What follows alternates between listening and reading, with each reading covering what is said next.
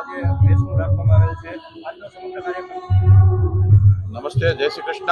આજે રાજકોટના પનોતા પુત્ર, ગુજરાતના પૂર્વ મુખ્યમંત્રી, અમારા સૌના આદર્શ અને વડીલ દિવંગત નેતા સ્વર્ગસ્થ વિજયભાઈ રૂપાણીનું બેસણું રૂપાણી પરિવાર દ્વારા રાજકોટના રેસકોર્સ મેદાનમાં અત્યારે ચાલુ થયું છે.